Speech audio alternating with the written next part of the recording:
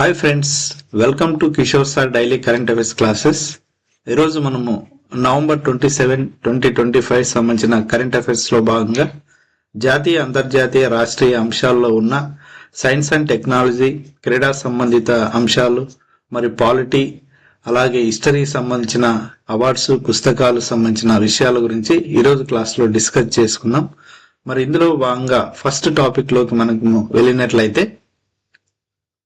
Okay, November 26 రాజ్యాంగ పరిరక్షణ దినోత్సవం సందర్భంగా మరి పాత పార్లమెంట్ లో మరి రాష్ట్రపతి ద్రౌపది ముర్ము గారు, అలాగే ఉపరాష్ట్రపతి సిపి రాధాకృష్ణన్ గారు, అలాగే ప్రధానమంత్రి నరేంద్ర మోడీ, కేంద్ర ఆరోగ్య శాఖ మంత్రి జేపీ నడ్డా, మరి పార్లమెంట్ లోక్సభ స్పీకర్ ఓం బిర్లా, అలాగే ప్రతిపక్ష హోదాలో ఉన్న మల్లికార్జున ఖర్గే, కాంగ్రెస్ అధ్యక్షుడు మల్లికార్జున ఖర్గే, అలాగే ప్రతిపక్ష హోదా లీడర్ అయినటువంటి రాహుల్ గాంధీ మరి పాత పార్లమెంటు భవనంలో రాజ్యాంగ పరిరక్షణ దినోత్సవం సందర్భంగా హాజరు కావడం జరిగింది. ఈ యొక్క హాల్లో మరి రాజ్యాంగ సంబంధించిన అంశాలను చదవడం కూడా జరిగింది అక్కడ. కాబట్టి దేశానికి రాజ్యాంగం మూల స్తంభం అని రాష్ట్రపతి ద్రౌపది ముర్ము పేర్కొన్నారు. జాతీయవాద ఆలోచనలకు అది మార్గదర్శి అని, వలసవాద మనస్తత్వాలను ముగింపు పలికే ఆయుధమని చెప్పడం జరిగింది. కాబట్టి పాత పార్లమెంట్ భవనమైన సంవిధాన్ సదన్, పాత పార్లమెంట్ భవనంను ఏమని పిలుస్తారంటే సంవిధాన్ సదన్ అని పిలవడం జరుగుతుంది. మరి ప్రపంచంలోనే అతిపెద్ద ప్రజాస్వామ్య దేశం మన భారతదేశం. ఓకే, మన భారతదేశము మరి రాజ్యాంగమును బేస్ చేసుకుని, రాజ్యాంగం మీద ఆధారపడి మన ప్రజాస్వామ్య దేశం అనేది నడిపించడం జరుగుతుంది. కాబట్టి రాజ్యాంగ పరిరక్షణ దినోత్సవం నవంబర్ 26 సందర్భంగా మరి సంవిధాన్ సదన్ లో, అంటే పాత పార్లమెంట్ భవనంలో మరి 9 భాషల్లో రూపొందించిన రాజ్యాంగ డిజిటల్ ప్రతులను ఆమె విడుదల చేయడం జరిగింది. అంటే ఎన్ని భాషల్లో రాజ్యాంగ పత్రికలను విడుదల చేశారంటే 9 భాషల్లో. 9 భాషలు ఏమేమంటే అవి తెలుగు, మలయాళము, మరాఠీ, నేపాలీ, పంజాబ్, బోడో, కాశ్మీరీ, ఒడియా, అస్సామీ. సో ఈ భాషల్లో మరి రాజ్యాంగానికి సంబంధించిన ప్రతులను రాష్ట్రపతి ద్రౌపది ముర్ము గారు విడుదల చేయడం జరిగింది. కాబట్టి ఇక్కడ మనం గుర్తుపెట్టుకోవాల్సిన విషయం ఏమంటే సంవిధాన్ సదన్, పాత పార్లమెంట్ భవనమును సంవిధాన్ సదన్ అని పిలుస్తారు. అలాగే రాజ్యాంగ పరిరక్షణ దినోత్సవం ఏ రోజు జరుపుకుంటామంటే నవంబర్ 26. మరి నవంబర్ 26 రాజ్యాంగ పరిరక్షణ దినోత్సవం ఏ సంవత్సరం నుంచి జరుపుకుంటున్నామంటే 2015 అని గుర్తుపెట్టుకోవాలి. ఓకే, ఇది ఎగ్జామ్ పాయింట్ ఆఫ్ వ్యూలో ఇంపార్టెంట్. అలాగే లోక్సభ స్పీకర్ ఎవరంటే ఓం బిర్లా, మరి అలాగే ఉపరాష్ట్రపతి ఎవరంటే సిపి రాధాకృష్ణన్, కేంద్ర ఆరోగ్య శాఖ మంత్రి ఎవరంటే జేపీ నడ్డా, ప్రధానమంత్రి నరేంద్ర మోడీ, రాష్ట్రపతి Droupadi Murmu. Okay, next topic లోకి వెళ్తే మరి హాంకాంగ్ లో భారీ అగ్ని ప్రమాదం. సో చైనా దగ్గరలో ఉన్న హాంకాంగ్ అనే దేశంలో మరి భారీ అగ్ని ప్రమాదం సంభవించడం జరిగింది. ఈ అగ్ని ప్రమాదంలో మరి చాలా మంది చనిపోవడం జరిగింది, చాలా ఆస్తి నష్టము, ప్రాణ నష్టము కూడా జరిగింది. కాబట్టి హాంకాంగ్ లో భారీ అగ్ని ప్రమాదం చోటు చేసుకుంది. తాయ్పూ జిల్లాలోని న్యూ టెరిటరస్ లో హౌసింగ్ కాంప్లెక్స్ లోని బహుళ అంతస్తు భవనాల నమూనా సముదాయంలో బుధవారం మంటలు చెలరేగాయి. సో ఎగ్జామ్ లో మరి మనకి ఇది వార్తల్లో నిలిచిన న్యూస్ కాబట్టి, ఇటీవల హాంకాంగ్ లో మరి ఏ ప్రాంతంలో భారీ అగ్ని ప్రమాదం సంభవించింది అని ఎగ్జామ్ పాయింట్ ఆఫ్ లో అడుగుతాడు. తాయ్పూ జిల్లాలోని న్యూ టెరిటరస్ హౌసింగ్ కాంప్లెక్స్, తాయ్పూ జిల్లాలోని న్యూ టెరిటరీస్ లో భారీ అగ్ని ప్రమాదం చోటు చేసుకుంది. కాబట్టి హాంకాంగ్ మరి ప్రపంచంలో మరి వాణిజ్యము పరంగా, బిజినెస్ పరంగా మరి ఉన్నతమైన స్థానాన్ని ఆక్రమించిన దేశంగా మనం హాంకాంగ్ దేశాన్ని చెప్పచ్చు. మరి నెక్స్ట్ టాపిక్ లోకి వెళ్తే, అంతర్జాతీయ ఎన్నికల సంఘం అధ్యక్షుడుగా సిఎస్ జ్ఞానేష్ కుమార్, అంటే మన దేశానికి చీఫ్ ఎలక్షన్ కమిషనర్ గా పనిచేస్తున్న జ్ఞానేష్ కుమార్ మరి అంతర్జాతీయ ఎన్నికల సంఘం అధ్యక్షుడిగా కూడా నియామకం చేపట్టడం జరుగుతుంది. భారత ప్రధాన ఎన్నికల కమిషనర్ అయినటువంటి జ్ఞానేష్ కుమార్ ప్రజాస్వామ్య ఎన్నికల సహాయ అంతర్జాతీయ సంస్థ అధ్యక్ష పదవిని చేపట్టనున్నారు. 2026 సంవత్సర కాలంలో జరిగే కౌన్సిల్ సమావేశాలకు ఆయన అధ్యక్షత వహిస్తారని ఎన్నికల సంఘం బుధవారం తెలిపింది. డిసెంబర్ 3న స్వీడన్లోని స్టాక్హోమ్ లో జరిగిన IIDEA సభ్య దేశాల సమావేశంలో ఆయన అధ్యక్ష పదవిని స్వీకరిస్తారని తెలిపింది. సో డిసెంబర్ 3న మరి స్వీడన్ లో జరగనున్న స్టాక్హోమ్ లో జరగనున్న IIDEA సభ్య దేశాల సమావేశంలో ఆయన అధ్యక్షత వహిస్తాడు. ఎక్కడ జరుగుతుంది ఈ సమావేశం? IIDEA అనే సమావేశం ఎక్కడ జరుగుతుందంటే స్వీడన్ లోని స్టాక్హోమ్ అని గుర్తుపెట్టుకోవాలి. స్వీడన్ లోని స్టాక్హోమ్. మరి IIDEA అని తెలుగులో మనం ఇక్కడ ఏమని పిలుస్తామంటే ఎన్నికల సహాయ అంతర్జాతీయ సంస్థ. మరి దీనికి అధ్యక్షత ఎవరు వహిస్తున్నారంటే సిఇసి జ్ఞానేష్ కుమార్. ఈ అధ్యక్షత మరి ఈ సమావేశం ఎక్కడ జరుగుతుందంటే స్వీడన్ లోని స్టాక్హోమ్ లో జరుగుతుంది అని గుర్తుపెట్టుకోండి. ఓకే, మరి ఈ సంస్థలో 35 దేశాల సభ్యత్వం ఉంది. మరి పరిశీలక దేశాల హోదాలో అమెరికా, జపాన్లు కూడా ఉన్నాయి. Okay, very very important. మన చీఫ్ ఎలక్షన్ కమిషనర్ అయినటువంటి జ్ఞానేష్ కుమార్ మరి అంతర్జాతీయ ఎన్నికల సంఘం అధ్యక్షుడిగా నియామకం కాబోతున్నాడు. మరి ఈ సమావేశము స్వీడన్ లోని స్టాక్హోమ్ లో జరుగుతుంది. Okay okay next topic 2030 Commonwealth క్రీడలు. 2030 కామన్వెల్త్ క్రీడలు మరి మన దేశం నిర్వహిస్తుంది. కాబట్టి 2030లో కామన్వెల్త్ క్రీడలు ఏ దేశం నిర్వహిస్తుందంటే ఇండియా నిర్వహిస్తుంది. మరి ఇండియాలో ఏ ప్రాంతంలో నిర్వహిస్తుందంటే అహ్మదాబాద్, గుజరాత్ లోని అహ్మదాబాద్ ప్రాంతంలో 2030 సంవత్సరంలో కామన్వెల్త్ క్రీడలు నిర్వహించడానికి మరి అధికారికంగా ధృవీకరించడం జరిగింది. కాబట్టి ఇటీవల మరి అహ్మదాబాద్ 2030 కామన్వెల్త్ ఆతిథ్యతను బుధవారం అధికారికంగా కట్టుబెట్టారు. కామన్వెల్త్ స్పోర్ట్స్ సర్వసభ్య సమావేశంలో ఈ నిర్ణయం తీసుకున్నారు. మరి స్విట్జర్లాండ్ లోని గ్లాస్గోలో జరిగిన కామన్వెల్త్ స్పోర్ట్స్ సర్వసభ్య సమావేశంలో ఈ నిర్ణయం తీసుకున్నారు. ఏమని? 2030లో కామన్వెల్త్ క్రీడలను ఇండియా నిర్వహిస్తుంది. ఇండియాలో ఎక్కడంటే గుజరాత్ లోని అహ్మదాబాద్ లో అని గుర్తుపెట్టుకోవాలి. 2030లో కామన్వెల్త్ క్రీడలు ఎక్కడ జరుగుతాయి అని ఎగ్జామ్ లో అడతాడు. ఇండియా. మరి 2030లో కామన్వెల్త్ ఇండియాలో ఎక్కడ జరుగుతున్నాయంటే అహ్మదాబాద్, గుజరాత్ లోని అహ్మదాబాద్ లో జరుగుతున్నాయి అని గుర్తుపెట్టుకోవడం. ఓకే, నెక్స్ట్ టాపిక్ లోకి వెళ్తే మరి యునెస్కో.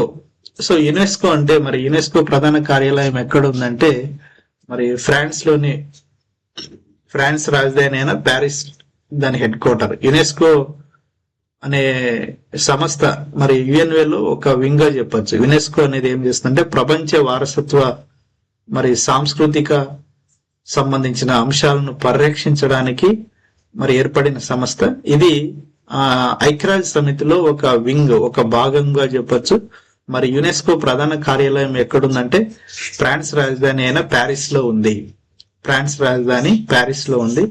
మరి ఫ్రాన్స్ రాజధాని ప్యారిస్ లోని యునెస్కో ప్రధాన కార్యాలయంలో బాబాసాహెబ్ అంబేద్కర్ విగ్రహాన్ని బుధవారం ఆవిష్కరించారు.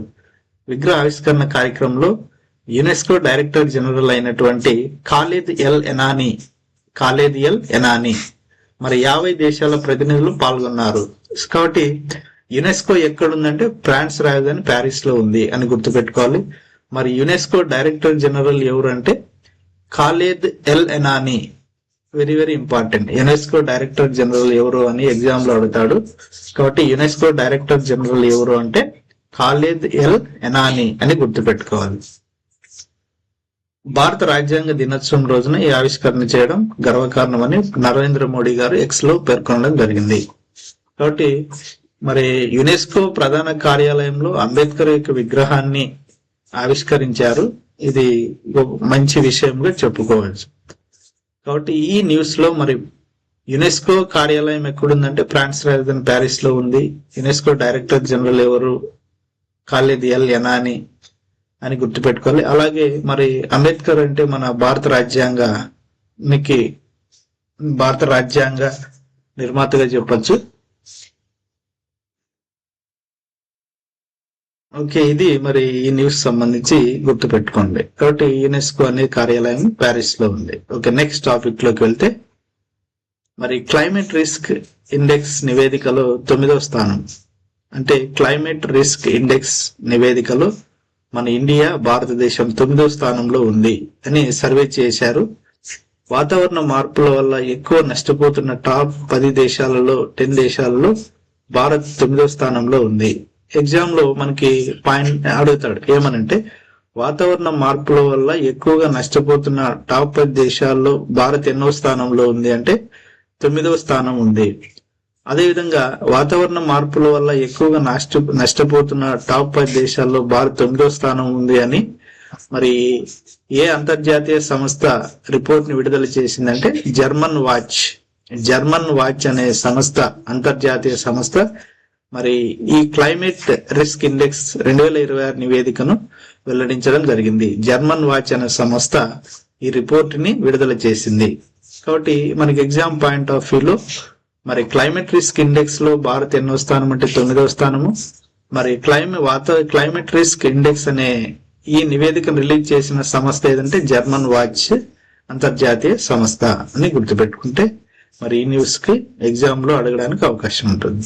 ఓకే, నెక్స్ట్ టాపిక్ లోకి వెళ్తే సూపర్ సిందరో ప్రపంచ చెస్ ఛాంపియన్ గా మరి ఉజ్బెకిస్తాన్ గ్రాండ్ మాస్టర్ ఈ టైటిల్ సాధించిన పిన్న వయస్కుడిగా రికార్డు సాధించడం జరిగింది. సో అతి చిన్న వయసు గల వ్యక్తి మరి అబ్బాయి సూపర్ సిందరో. ఇతను ఏ దేశానికి చెందిన వ్యక్తి?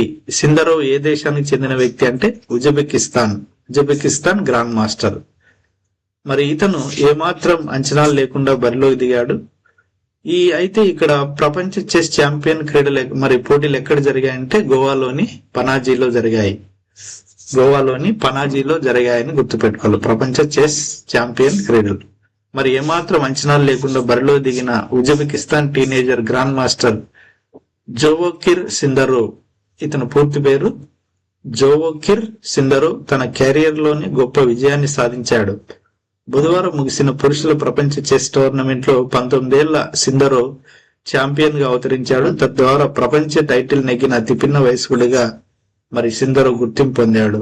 కాబట్టి సిందరో మరి చెస్ లోనే ప్రపంచ చెస్ ఛాంపియన్ సాధించిన అతి చిన్న వయస్కుడుగా మరి రికార్డు సాధించడం జరిగింది. మరి సిందరో ఏ దేశానికి చెందిన వ్యక్తి అని ఎగ్జామ్ లో అడుగుతాడు. ఉజ్బెకిస్తాన్ అని గుర్తుపెట్టుకోవాలి. మరి ఇటీవల ప్రపంచ చెస్ ఛాంపియన్ నెక్కిన అతి చిన్న వయస్కుడు ఎవరు అంటే మరి సిందరో అని గుర్తుపెట్టుకోవాలి. ఈ విధంగా మరి అదే విధంగా 2025 ప్రపంచ చెస్ ఛాంపియన్ నెక్కిన గ్రాండ్ మాస్టర్ ఎవరు అని కూడా అడుగుతాడు. కాబట్టి జోవోకిర్ సిందరో ఉజ్బెకిస్తాన్ అని గుర్తుపెట్టుకోవాలి. కాబట్టి ఈ న్యూస్ లో ఈ విధంగా బిట్స్ రావడానికి అవకాశం ఉంది. నెక్స్ట్ టాపిక్ లోకి వెళ్తే మరి కిలాయుయా అనే ప్రపంచంలోని అత్యంత చురుకైన అగ్నిపర్వతం మరి ఎరప్ట్ కావడం జరిగింది. అమెరికాలోని హవాయి రాష్ట్రంలోని హవాయి ద్వీపం ఆగ్నేయ భాగంలో ఉంది. అంటే మరి హవాయి అగ్నిపర్వతము కిలాయుయా అనే అగ్నిపర్వతం నుంచి బుధవారం భారీ స్థాయిలో లావా ఉప్పొంగి ప్రవహిస్తుంది.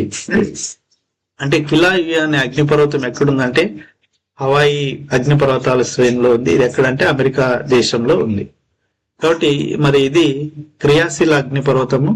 మరి ప్రపంచంలోనే అత్యంత చురుకైన అగ్నిపర్వతం ఇది అమెరికాలో హవాయి రాష్ట్రంలోని హవాయి ద్వీపంలో మరి ఆగ్నేయ భాగంలో ఉంది. కాబట్టి ఇటీవల అమెరికాలో బ్రద్దల ఎరప్ట్ అయిన అగ్నిపర్వతం ఏది అంటే కిలాయుయా అగ్నిపర్వతం. కిలాయుయా అగ్నిపర్వతం ఎక్కడుందంటే హవాయి ద్వీపంలో ఉంది. హవాయి ద్వీపం ఎక్కడంటే అమెరికా రాష్ట్రము అని గుర్తుపెట్టుకోవాలి. కాబట్టి ఎగ్జామ్ పాయింట్ ఆఫ్ వ్యూలో మనకి అగ్నిపర్వతాల గురించి కూడా అడగడానికి అవకాశం ఉంది. అదే మన దేశంలో అయితే మరి క్రియాశీల అగ్నిపర్వతం ఏదంటే పారెల్ బ్యారెన్. ఇది అండమాన్ నికోబార్ దీవుల్లో ఉంది. పారెల్ బ్యారెన్ అనేది మరి క్రియాశీల అగ్నిపర్వతము. మరి ఇది తరచుగా ఎరప్ట్ అవుతూ ఉంటుంది, అగ్ని బద్దలవుతూ ఉంటుంది అని చెప్పచ్చు. అలాగే మౌంట్ ఎట్నా, తర్వాత మౌంట్ సిసిలీ, తర్వాత ఇలా కిలిమంజారో, తర్వాత ఇలా కొన్ని అగ్నిపర్వతాలు మరి ప్రపంచ వ్యాప్తంగా చాలా ఉన్నాయి. కాబట్టి మనకి ఎగ్జామ్ పాయింట్ ఆఫ్ వ్యూలో అగ్నిపర్వతాల గురించి కూడా బిట్స్ మనకి చాలా సార్లు అడిగాడు. కాబట్టి అగ్నిపర్వతాల గురించి మనం చూసుకోవాల్సి ఉంటుంది. కాబట్టి మన ఇండియాలో అయితే అగ్నిపర్వతం ఏముందంటే ప్యారెల్ బ్యారెన్ అనే అగ్నిపర్వతం క్రియాశీల అగ్నిపర్వతం. ఇది అండమాన్ నికోబార్ దీవుల్లో ఉంది, అండమాన్ నికోబార్ దీవులు. మరి ఇక్కడ కిలాయుయా అనే అగ్నిపర్వతం ఎక్కడుందంటే హవాయి దీవుల్లో ఉంది. హవాయి దీవులు అంటే అమెరికా రాష్ట్రం. ఓకే, నెక్స్ట్ టాపిక్ లోకి వెళ్తే, which country has the world largest library, అంటే ప్రపంచంలోనే అతిపెద్ద లైబ్రరీ ఎక్కడ ఉంది అనేది క్వశ్చన్. మరి the United state has the world largest library. United states of అమెరికాలో అతిపెద్ద లైబ్రరీ ఉంది. The library of Congress located in Washington DC, founded in 18th centuries. It has the millions of books, document, research materials in over 450 languages. Explain more about the Library of Congress in detail in this art. Okay, కాబట్టి ప్రపంచంలోనే అతిపెద్ద library ఎక్కడుందంటే Washington DC, అమెరికాలో ఉంది. Washington DC, America. దీన్ని 18th centuryలో అంటే 1800 సంవత్సరంలో దీన్ని ప్రారంభించడం జరిగింది. దాదాపు దీంట్లో ఈ యొక్క లైబ్రరీలో 450 లాంగ్వేజ్ బుక్స్ అన్ని కూడా మరి ఈ యొక్క లైబ్రరీలో ఉండడం జరుగుతుంది. కాబట్టి ప్రపంచంలో అతిపెద్ద లైబ్రరీ ఎక్కడంటే వాషింగ్టన్ DC, అమెరికా అని గుర్తుపెట్టుకుంది. ఓకే, నెక్స్ట్ టాపిక్ లోకి వెళ్తే, which Indian city is known has the silk city, అంటే మన దేశంలో ఏ సిటీని, ఏ నగరాన్ని సిల్క్ నగరం అని పిలుస్తారు? సిల్క్ సిటీ ఆఫ్ ఇండియా ఏది?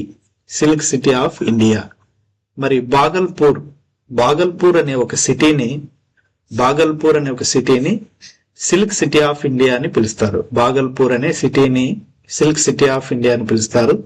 కాబట్టి బాగల్పూర్ ఏ well known city in the Indian state of Bihar. Bhagalpur A state లో ఉందంటే బీహార్ లో ఉంది. మరి బీహార్ లో ఉన్న బాగల్పూర్ అనే సిటీని సిల్క్ సిటీ ఆఫ్ ఇండియా పిలవడం జరుగుతుంది. Is proudly called the silk city of India, located in the bank of beautiful Ganga reverse. This city holds the major importance for it's silk industry. Bhagalpur is especially famous for producing high quality Tushar silk, commonly known as a Bhagalpur silk. This special silk is valued for its rich textures and natural shine. Today, Bhagalpur silk is not only loved across India, but it is admired to many countries around the world.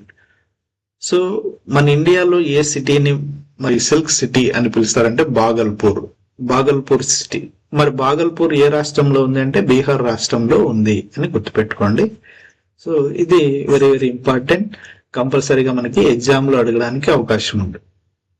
Next topic లోకి వెళ్తే, India internet governance forum IIGF full form ఏమి అంటే IIGF full form ఏమంటే India internet governance forum.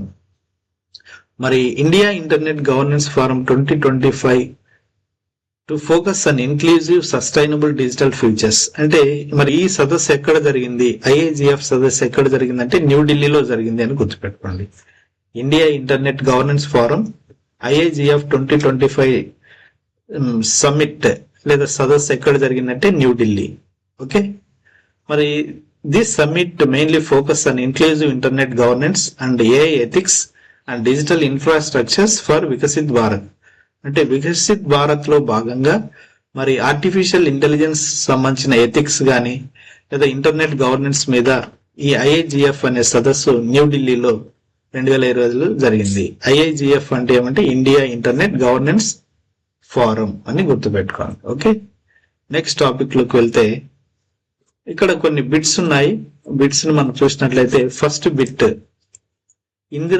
Indradhanush విప్లవ స్థాపకులకు సంబంధించి ఈ క్రింది వాటిలో సరికాని జత ఏమి? ఇంద్రధనుస్. సో ఇంద్రధనుస్ అంటే ఇక్కడ మనకి విప్లవ దానికి సంబంధించిన పితామహులు ఇవ్వడం జరిగింది. ఇప్పుడు ఫర్ ఎగ్జాంపుల్ ఇంద్రధనుస్ విప్లవ స్థాపకులకు సంబంధించి క్రింది వాటిలో సరికాని జత ఏది? ఇప్పుడు ఫర్ ఎగ్జాంపుల్ పసుపు విప్లవం అని ఉంది. పసుపు విప్లవం ప్రారంభించింది ఎవరంటే శామ్ పిట్రోడా, కరెక్టే. నీలి విప్లవం స్టార్ట్ చేసింది ఎవరంటే అరుణ్ కృష్ణన్, కరెక్టే. స్వర్ణ విప్లవం స్టార్ట్ చేసింది ఎవరంటే నిర్సిక్ తేజ్, కరెక్టే. కానీ శ్వేత విప్లవం స్టార్ట్ చేసిందంటే ఎంఎస్ స్వామినాథన్ ఉంది, ఇది తప్పు. ఎందుకంటే శ్వేత విప్లవం స్టార్ట్ చేసింది ఎవరంటే వర్గీస్ కురియన్, కాబట్టి 4 రాంగ్ ఆన్సర్. మిగతావన్నీ కరెక్టే. శ్వేత విప్లవం ఎంఎస్ స్వామినాథన్ కాదు, వర్గీస్ కురియన్ అని గుర్తుపెట్టుకోండి. కాబట్టి ఈ విప్లవాల గురించి కూడా మనకి ఎగ్జామ్ లో అడుగుతాడు. ఏ విప్లవం ఎవరు స్టార్ట్ చేశారు? పసుపు విప్లవం అయితే పసుపు విప్లవం. సో పసుపు విప్లవం అంటే మరి ఇవి మనం పసుపు విప్లవం దేనికి సంబంధించి అని కూడా అడుగుతాడు. సో పసుపు విప్లవం అనేది మరి దేనికి సంబంధించి అంటే మన బ్యాల్, మన కంది బ్యాల్కి సంబంధించి, సో అలా చిరుధాన్యాలకు సంబంధించిన విప్లవాన్ని పసుపు విప్లవంగా చెప్పొచ్చు. మరి పసుపు విప్లవం స్టార్ట్ చేసింది శామ్ పిట్రోడా. మరి నీలి విప్లవం, నీలి విప్లవం అంటే ఏమి? చేపల ఉత్పత్తిని పెంచడానికి ప్రారంభించిన విప్లవాన్ని నీలి విప్లవం అంటాం. దీన్ని ప్రారంభించిన వ్యక్తి అరుణ్ కృష్ణన్. మరి స్వర్ణ విప్లవం అనేది కూడా మరి ఇది కూడా విప్లవమే. దీన్ని స్టార్ట్ చేసింది నిర్సక్ తుసేజ్ అనే వ్యక్తి. మరి శ్వేత విప్లవం అంటే పాలకు సంబంధించింది, పాల ఉత్పత్తిని పెంచడానికి ప్రారంభించిన విప్లవం. దీన్ని ప్రారంభించిన వ్యక్తి వర్గీస్ కురియన్, ఎంఎస్ స్వామినాథన్ కాదు.